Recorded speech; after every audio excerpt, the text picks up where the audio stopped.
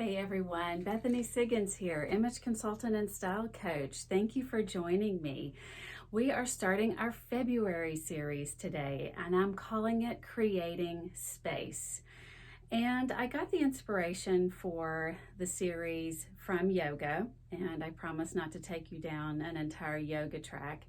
But finally, after 2 years of practicing yoga as a regular personal practice, I started to finally tune in to this creating space idea that the teachers were getting across in their videos or saying in their videos, bringing air in and out of the body to create space. And it dawned on me that that's what I like doing for my clients is let's clear the extra, let's create space so that we can find your style as it is today. So we're going to talk about that today, and what I first want to start with is the fact that organizing and reducing the clutter in your wardrobe or anywhere in your house is stress reducing. What happens when you enter a space that is cluttered, the brain, the ultimate computer, is trying to process everything that it's seeing. And if it's cluttered with a lot of things, the brain doesn't know what it's seeing. As a result, you get cortisol in your system from the stress and the fear that is created from the brain not being able to process. So there's an actual science behind reducing so that you can lower your stress and anxiety and feel more peaceful when you walk into a space, whether it's your kitchen, your wardrobe, your closet, or your living room where you're trying to relax and enjoy yourself. So think about it from that perspective. First of all, I'm doing a service to myself, self-love, in reducing stress as I reduce my options. And I saw this really cute cartoon recently that was a picture of my wardrobe and then a picture of the pieces that I wear, and then that next frame was like 5 things, and then the next frame was the number of pieces I'm willing to get rid of, and it was like blank, there's nothing there. So we want to get past that. And how do we do that?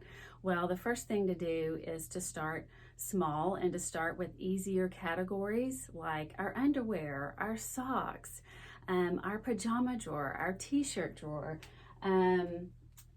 slips. When's the last time we wore a slip or needed a slip? I need to look at these things and really think through my pieces in my wardrobe. Okay, what do I really need these for? T-shirts. A lot of times we'll get a t-shirt from an event, and do we need the t-shirt from the corporate thing from 10 years ago? Probably not. It's probably worn out and stained anyway.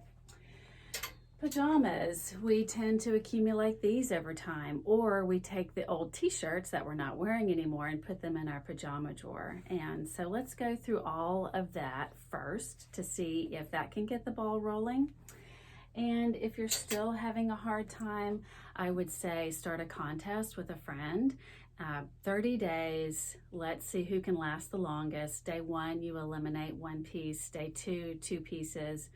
Day 3, and so on, and let's see who can last the longest. Maybe sometimes there needs to be a little competitive incentive there, and it can be anything. You can get rid of a pair of underwear or a necklace or anything. So you probably could last the 30 days or close to it, or at least halfway.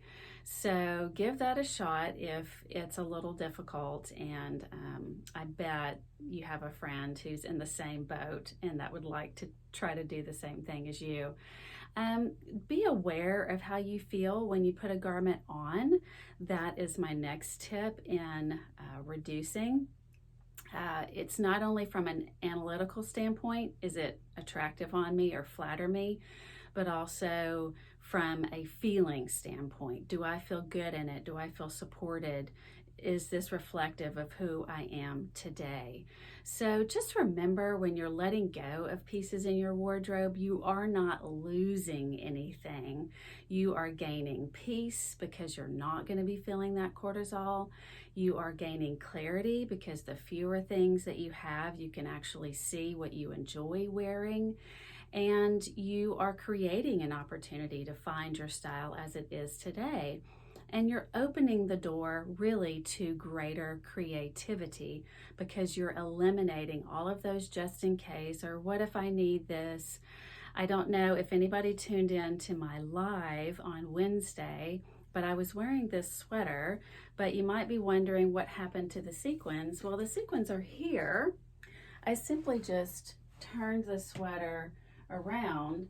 So this might not be anything you would do in real life, but just to give you an example of being more creative with your wardrobe, I've been holding on to this little fleecy piece. I get cold at my desk, and as you can see, there's absolutely nothing special about it.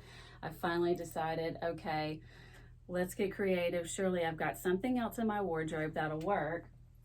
And sure enough, I've got this piece that I actually purchased from off of a friend who has a beautiful wardrobe. And so this is going to be the piece that I'm going to wear at my desk. It's much more chic, much more reflective of who I am today as a style coach. And so the old fleece can go. I don't need it. So that's our starting point for creating space. Start small. Launch a contest if you need to. Realize that you're gaining and not losing, and just see how it goes. I'll be checking in with you next week with our next step on creating space. And just remember that you are amazing just as you are.